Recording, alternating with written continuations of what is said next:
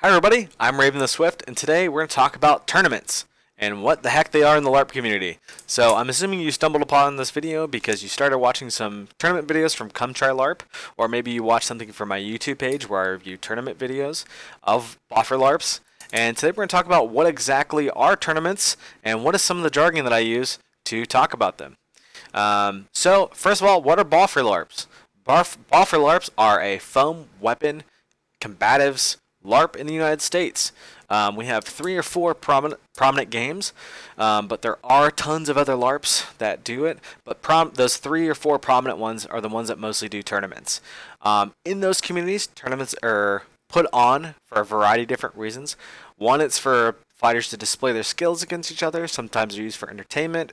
Sometimes they're used for giving out skill awards in different types of games.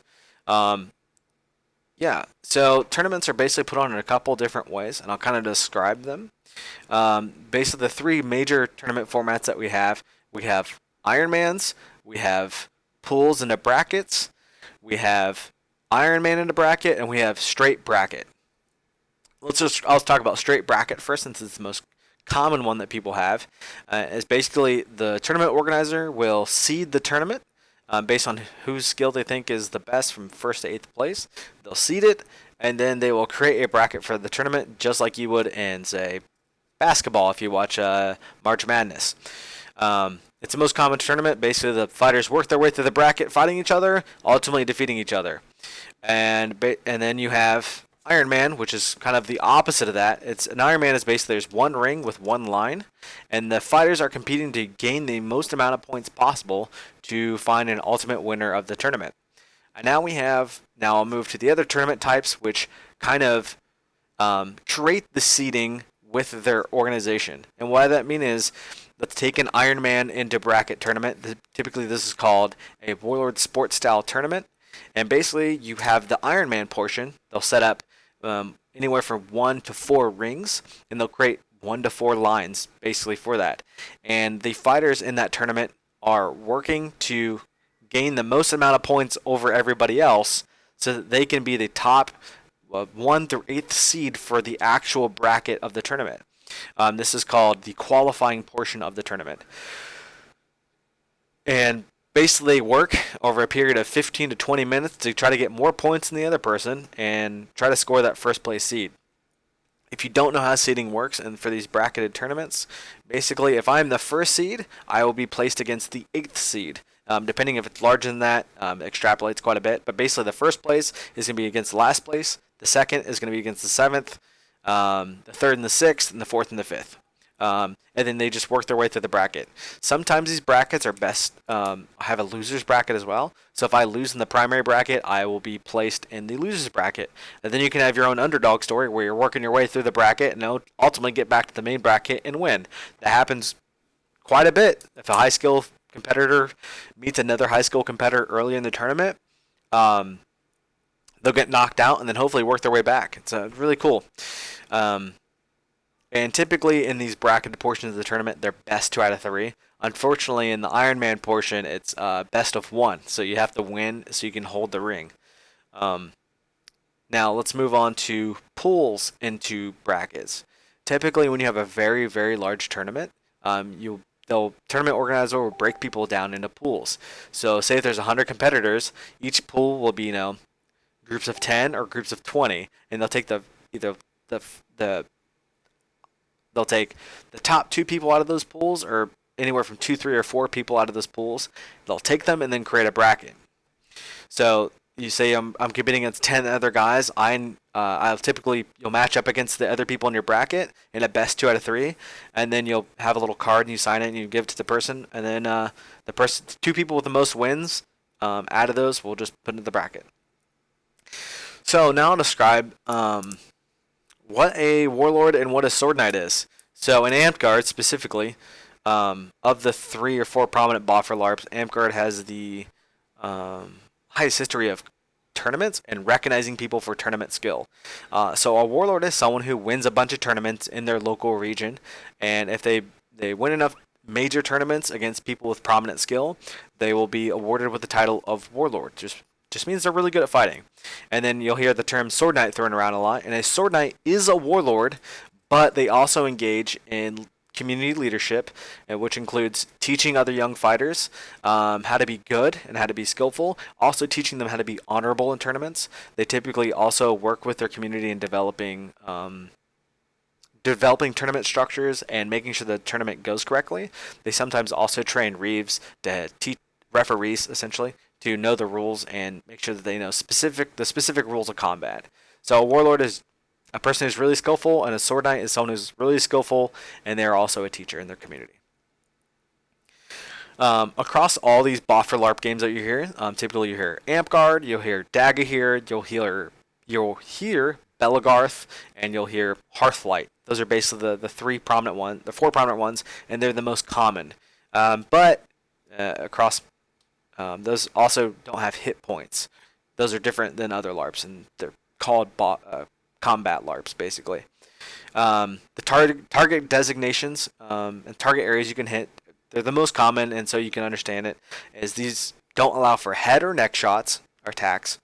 You cannot hit the hand, you cannot hit the foot, and typically 2 limb blows or 1 body blow will allow someone to win. So if I'm fighting another competitor, if I hit them in the body, my torso, I'll win. If I hit them in, say, 2 limbs, I will win also. These differ a little bit depending on what their exact rules for limb attacks work, but those are basically the rules for most of the LARPs that you'll watch, especially on Come Try LARP or my channel. Now let's talk about what are attacks. You hear are really common in my reviews, especially. I'll talk about, oh, this guy threw that type of shot, what have you. And a shot is just a sequence or composition of behaviors associated with a specific attack. And what that means is they'll move their body in a specific way. Maybe they'll use a specific type of footwork, and then couple that with a specific control mechanism, say a feint or a manipulation of the opponent's weapon, or some type of behavior that I use to control my opponent, and then I attach a type of an attack to it to ultimately create this unique thing that is called a shot. The most common one is called the high cross, and it's called the high cross because it is a high attack and it crosses my opponent's center line of their body and ultimately landing somewhere between their sword and their shield. If it's a right-handed person on a right-handed person, the shot will come high, across, and inside this little gap they have up here in their chest. It's also called the pocket. Other types of shots you hear are the money shot, which is a low line reverse wrap to an opponent's underneath their shield. The other most common one you hear is the dark side, which is kind of the inverse to the high cross. A dark side is basically my opponent attacks me with high cross, and I move my weapon underneath my shield and attack my opponent's underside arm or their abdomen when they go to throw the high cross, since it kind of makes a yin-yang thing, and I can attack my opponent's vulnerable underside. Same thing for the money shot. The money shot is also kind of an inverse of the high cross, which is kind of a little bit different. Then you have stuff like the double leg and the pump fake. The double leg is basically attacking both my opponent's legs when they're stationary or their legs are close together. This is a meta attack that was kind of made by some warlords and stuff like that.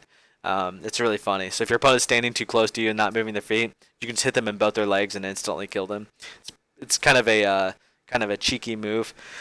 The pump fake, this kind of comes from basketball, but basically I'm going to stutter or feint really shortly towards some vulnerable area my opponent has, or they're expecting me to attack. So I'll pump towards them and then immediately throw a wrap or something to an area that's close to me. So it's a very quick feint and then attacking my opponent.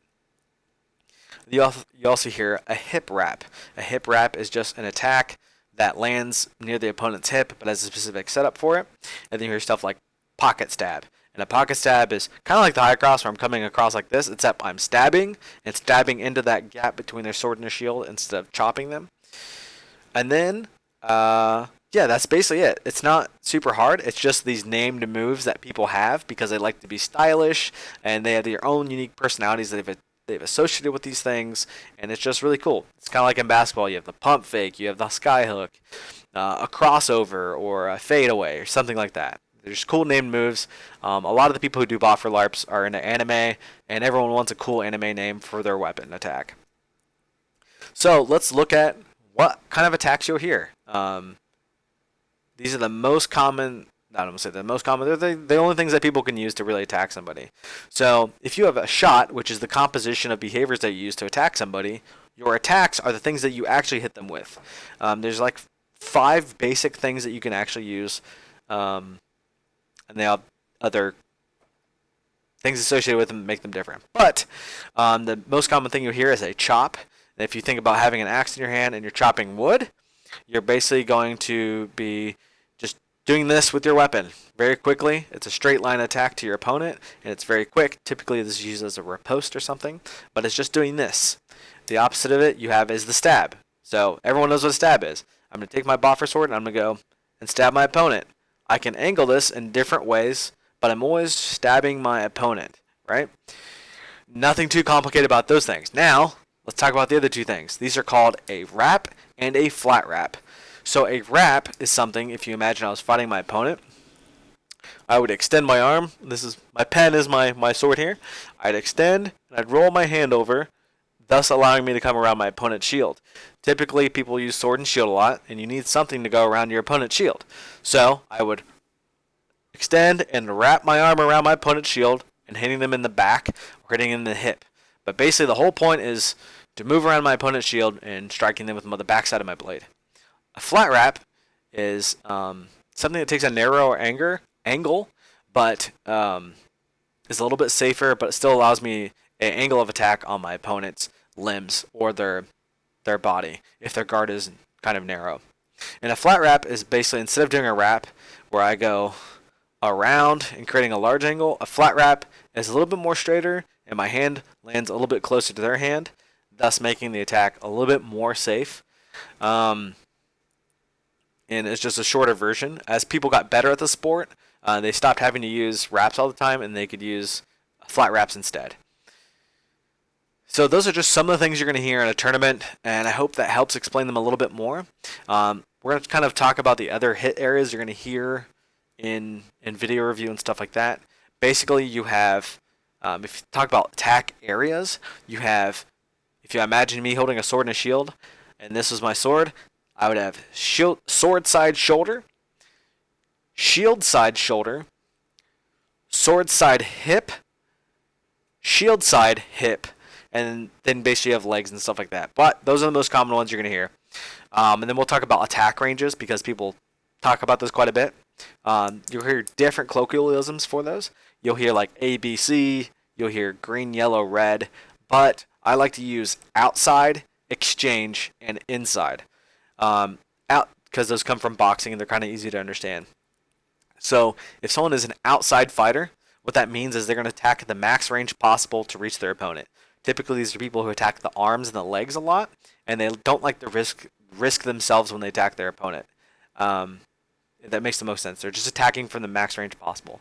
Someone who fights from the exchange range is someone who's going to stand a little bit closer so they can reach their opponent's the fullness of their opponent's body, and they really like to just exchange with their opponent, doing a lot of attacks back and forth, Typically, they'll throw a lot of combinations and stuff like that, and those are people who just love to fight. And then you have people who fight from inside of range. And inside of range is, say me and my opponent have swords and shields. We're right there on top of each other, trying to get around each other's shields and like fighting at this very fast, close pace. The most common saying from sword and shield fighters who are in range fighters is rubbing is racing. What that means is their shields are rubbing together and they're just fighting really furiously back and forth. So you're gonna hear a lot of language when I'm talking about reviews and stuff where I'm like, oh, this guy likes to fight from outside of range, or I'll say they're transitioning to the exchange range or something like that. Yeah, that that covers most of our jargon that I use for our reviews. And if you kind of stumbled across the Come Try Larp page and you're like, holy crap, I've never seen Boffer tournaments, please watch this video, and I hope some of what I describe helps you and you're watching these videos. Anyway, guys, I'm Raven the Swift. Have a good day. Bye.